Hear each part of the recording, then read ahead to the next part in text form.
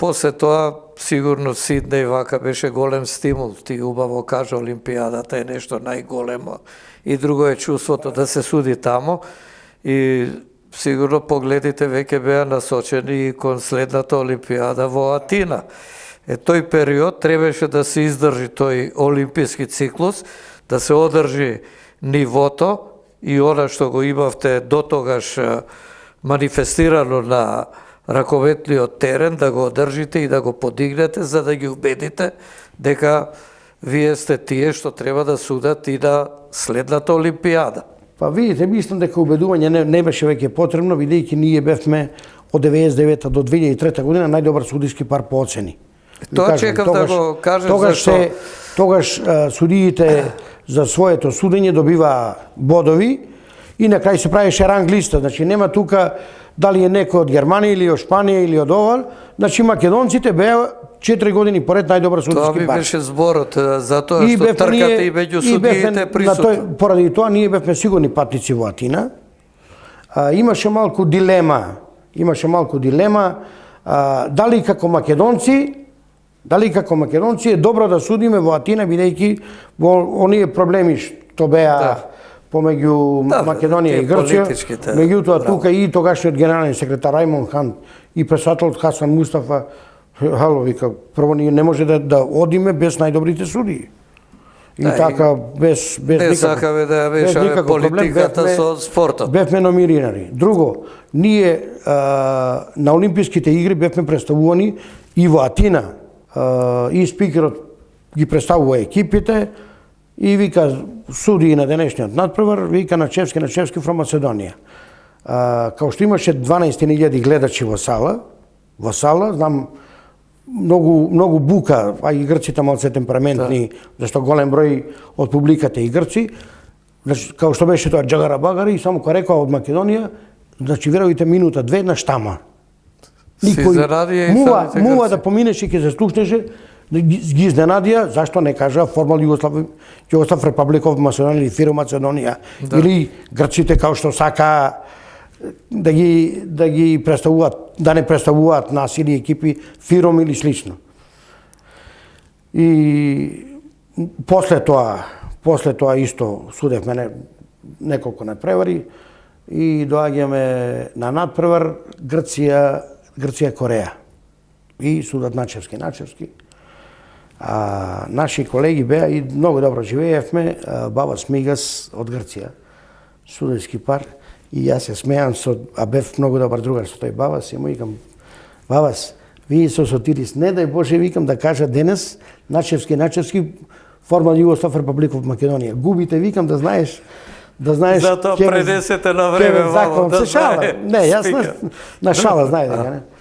И дојдевме на утакмица, што вика представување Начевски Македонија, грците победија, после тоа председателот на Грчка федерација, сите суди и сите делегати не носи на вечер и на бузуќа една, ова вика во чест на судиите од Македонија.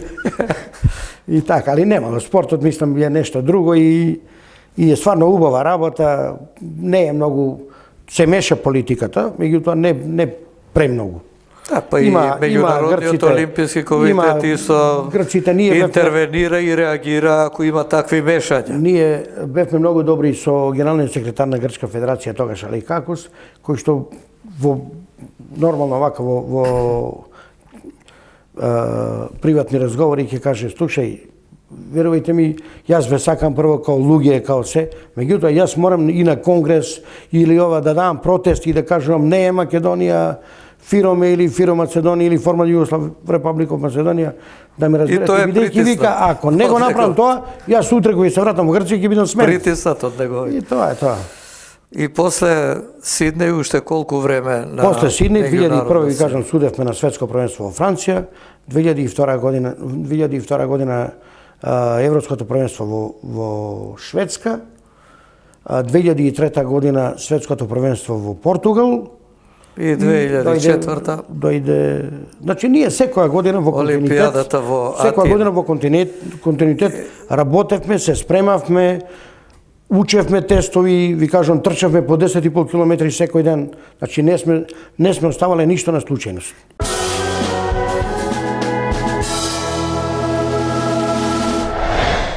Сега има една работа, ми ја кажуваше ти на семинарот кога сте биле 3-4 дена за тоа на уфрлање на топката во игра од центар. Ти што си правил на тој семинар? Видите како беше. Некако се воведе трн во око им беше. се воведа нови правила. А потоа да не заборавиме, токму оваа работа се случи и на голем надпревар. Ќе го објаснам, бидејќи можда и до ден денес е тоа дилема. Значи треба да се воведат нови правила. Председател на судиите беше Манфред Раузе. И на семинарот се воведува правило кај што на самата средишна линија треба да се постави крст и играчите да изведат почетно фрлање, значи да згази на крст, судијата даде знак и да почне со слободно фрлање. И јас викам, демав збор, се јави за збор, викам, слушајте, вака и вака, ова, викам, по мене не е добро, бидејќи судиите треба да бидат ловци на грешки. А најлоша работа е судиите кои ќе бидат ловци на грешки на играчи, бидејќи ќе требаат многу да коригираат. Бидејќи една таква одлука да се почне на центар, а како играч ќе трне лево или десно или нешто, судиите ќе го коригираат, публиката реагира, а публиката додека ги научи новите правила, ќе треба зошто си досудил тоа. И ќе биде во принцип се вели најдобар судија е оној кој што најмалку ќе биде приметен на терен. А во ваква ситуација ние ќе бидеме многу експонирани, бидејќи ќе вршиме корекции многу пати.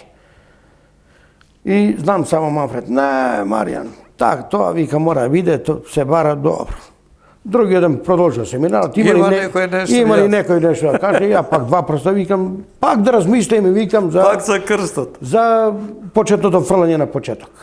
Најн, Маријан, добро. Третиот ден завршил семинарот, Валинде Брум беше, има ли некој сега нешто да предложи, бидејќи треба да дефинитивно да ги окончаме новите правила и да се напише нова книга, да се применува. И да се испратат до федерација. Ја пак, упорен, викам, слушајте, не е добро тоа, размислете, јас размислов, викам 2 дена, викам дека ќе бидеме буквално црни овци за публиката, а не сакаме да бидеме. Друго, ќе го нема оноа правило најдобар судија, оној што е неприметлив. Значи, и така, не ме послуша, дојде Европското првенство 2002 година, ние судиме Шведска и Германија, играчот на Германија одалеку шутира на празен гол, Драган дига рака дека кај него исправно топката поминува гол линија, а ја му викам нема гол, бидејќи нема знак, нема знак со свириш за почеток на слободно на почетно фрлање. И немаше никаков проблем, бидејќи во Стокхолм арената, може да ви кажам, имаше едно 100 плазма телевизори. И тоа оние големи. Како отсвиривме ние крај, 5 минути имаше тогаш пауза, после се укина паузата измеѓу продолжетоците, значи остануваат на терен, а тогаш 5 минути имаше пауза, одиме до соблекувална и како одиме од соблекувална, гледаме, го покажува тоа и сите, демек, сите кажува дека одлуката на Маријан е во ред. Дојдовме тука, нашите новинари, не сеќам сега кој беше, како беше.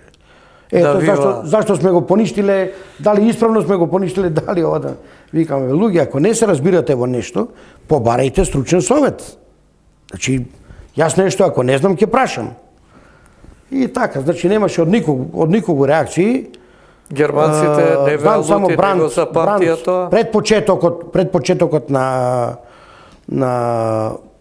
продолжетоците, само дојде ракани, коректно вика, го видовме на LCD телевизорите, на плазма телевизорите, да, и во правост. И немаше никаков проблем. Дека се сеќавам на тоа, се крена прашина дали тука се крена во Македонија. Е поништен голот како регуларно што треба. Не. Прво таму имаше три грешки. Прво, ногата не беше спуштена на под. Значи во моментов јас имав и компјутерска снимка кај што се докажува во моментот кога играчот ја шутира топката, значи кога топката ја напушта раката, ногата му е 10 сантиметри над оваквото. Значи тоа беше едно. Второ, ради тоа нема свириш. И што им викаш, нема ако свириш, сакате и поправила, трето, еве не е судот ова. поправила. И после тоа првенство веднаш дојде кларификација, едно образложение од овакво, сега ќе има толеранција метро и пол Лево, десно. радиус, значи 3 метри, бидејќи тогаш кругот на средина беше за маркетинг 3 метри. Да. Па после го зголеми на 4, сега е веќе 5. И сега во кругот, значи ако во таа Добро, линија, тоа е бидејќи во кругот поголем не се простор, позна, не е линијата, една точка. него на линијата, значи лево или десно, ако се најде играчот може да го изведе слободното фрлање. И ти не И тоа им рече истиот после тој тоа- германец го смени тоа правило после мене. Нешто дискусија со него имавте Јас после многу тоа, пати како го се смени. гледам и се смееме, викам, Манфред да ме послушаше во Линдебрун, ќе беше Германија светски првак. Европски Да, првак. нема да досудем. Нема, па си беше исправно. Ти беше за тие Така беше. правила. И Али еве знам ти. тогаш убро, најн, Маријан, најн, добро, чиме. Добро, има интересни работи. Ова е тој период 2000-2004. 2004 спомнавме Олимпијадата во Атина, грците, судиите и судењето на Грција е после таа Олимпијада како одеше вашиот пат.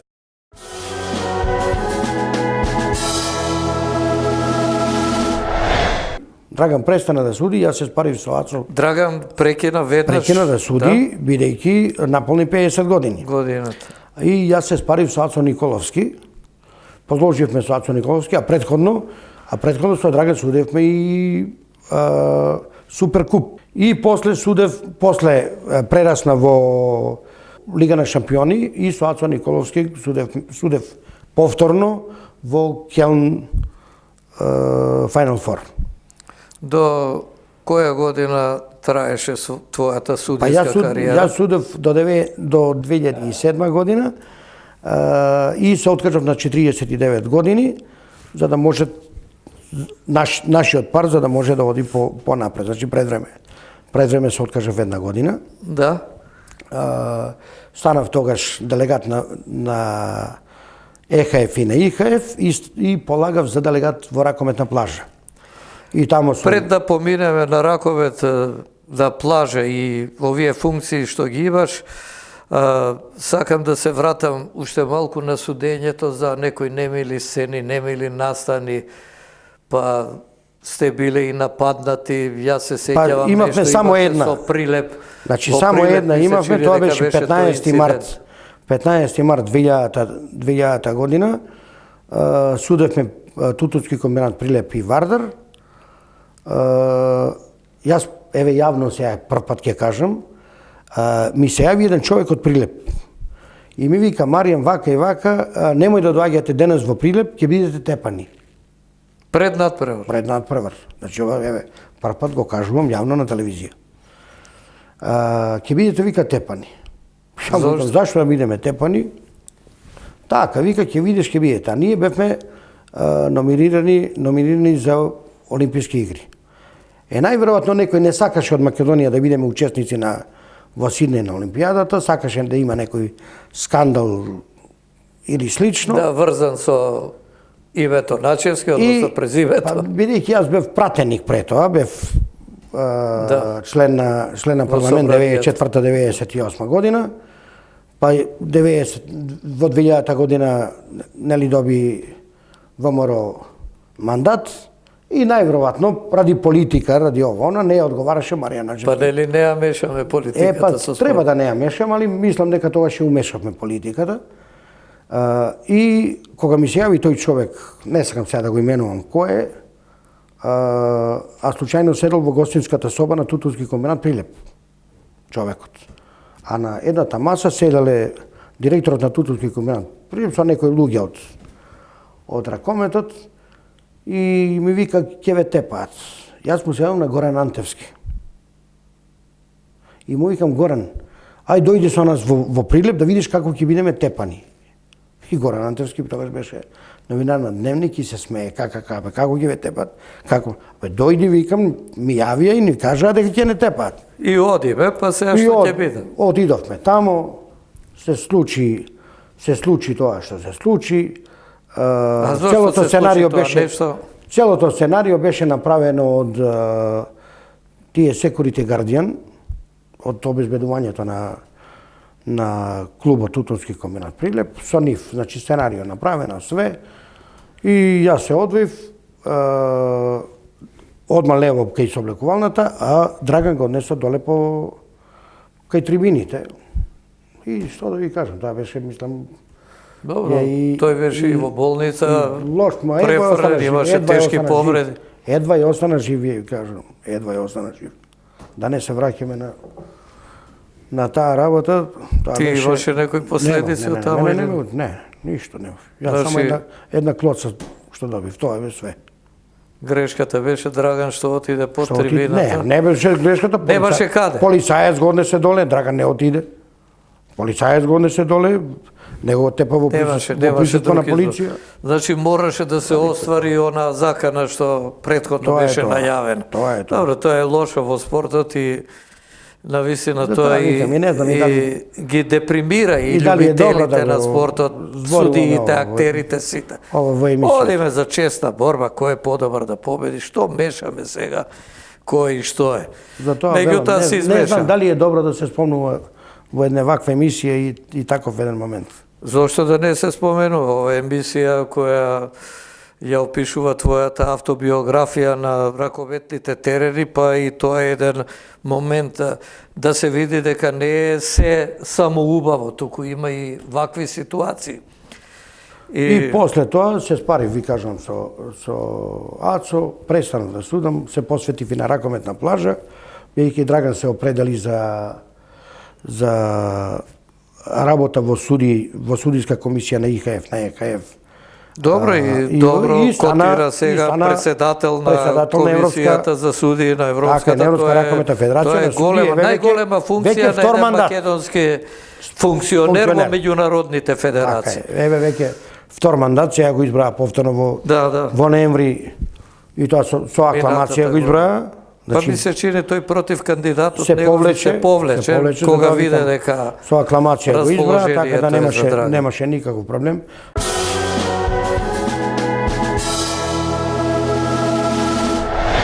Ако јас идам на сите првенства во ракометна плажа, значи бев на светски игри во Колумбија, бев во Оман на европско првенство, на светско првенство, бев на европско првенство во Хрватска на јуниорско и на сениорско, бев на европско првенство во Данска во ракометна плажа, после Јордан, оваа година бев во Будимпешта на светско првенство. Значи има доста активности во тој ракометна плажа. Следнава година или во Маурицијус или во Доминикана ќе бидам номиниран на едно првенство. Како е прифатен овој ракомет во светот? Еве ние немаме многу контакт. Па видите, ракометот на плажа штета што го немаме, меѓутоа мислам дека во 2024 година ќе биде олимписки спорт. Тоа тврдам. Тогаш интересирањето ќе биде уште поголемо. Треба и некој ќе бара шансата во тој спорт да учествува на Олимпијада. Бидејќи, пазете, ние бевме присутни во ракометна плажа доста. Знам и во Турција бевте. Бевме и во Турција, бевме и на светско првенство во Италија и на светски игри, четврти на светски игри бевме во Киушиунг во Тајван.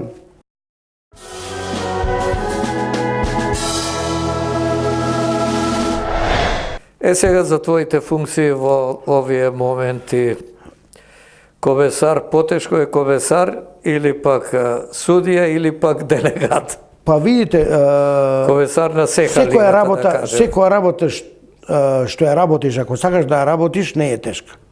Се си има своја тежина, меѓутоа многу е битно како ја извршуваш работата. Мислам дека бидејќи еве ќе кажам, сека лига е продукт мој на Драган. Значи долго време на конгресите кога одевме во Европска ракометна федерација, баравме да се направи регионална лига. Имавме мали кочници тогаш од Европска федерација, бидејќи Европска федерација мислам дека во тој период се плашеше дека повторно овој Балкан ќе направи една силна лига и да не ги запостави едно друго. Меѓутоа, на нашата идеја почна да се игра Балтичка лига, почна да се играат други неки лиги и немаше веќе до каде да има кочници, ни дозволија да играме. Добро, сека лигата добро им доаѓа и на квалитетните екипи, повеќе надпревари. Кога се формираше сека лига, кажавме дека треба да направиме еден добар продукт, тој продукт да го продадеме, кај што екипите нема да плаќаат за учество. И стварно, веднаш после првата година, значи првите 2 години екипите сами вложуваа средства за играње за настап нова. После за екипите. Дојдовме до спонзорство до Газпром и веќе од таа трета година до ден денес Газпром не ги покрива сите трошкови во лигата. Значи, судиски, делегатски, хотели, превози, авиопревози, комплетно се покрива Газпром. Односно, и лигата се одвива без никакви проблеми, учествуваат силни екипи кои учествуваат и во Европската лига. Генерален секретар на Балканска федерација, што значи има многу обврски, нема? Па нема многу обврски, бидејќи исклучиво балканските првенства се под Балканската федерација. За тебе лесна работа, во принцип балканските првенства се играат за кадети и за јуниори, за помлади категории, така. Тоа кој релаксација ти доаѓа. Добивам печаток по зборување. А ова член на арбитражниот трибунал на Па јас бев член на арбитражна комисија на ЕХФ и бев член на арбитражен трибунал на ЕХФ, меѓутоа бидејќи функциите се слични, не може да бидеш и таму, требаше да се определам за една.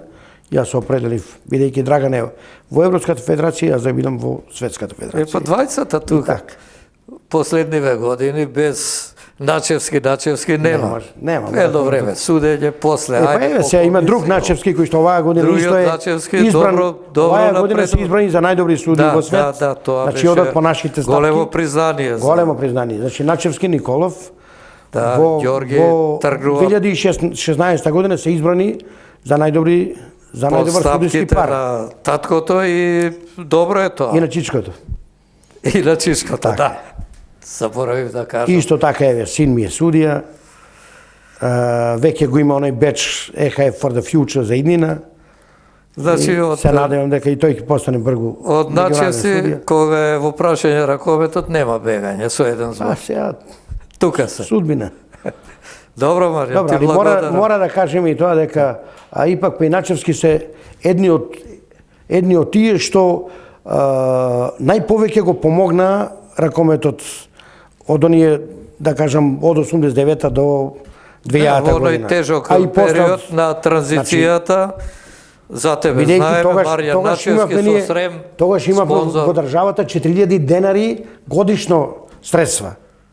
И ако не бевме ние да го финансираме, имаше во една емисија, го слушав Стефче Алушевски, која рече, се сеќам на првиот трофеј Карпати во Румунија, кога требаше да тргнеме, а Диме Димевски беше секретар на Ракометна федерација, на Ракометен сојуз тогашен, Бате го викавме и викаме, Бате, да видиме нешто, да им дадеме опрема на играчите, ништо викат, 2-3 дреса имаме само.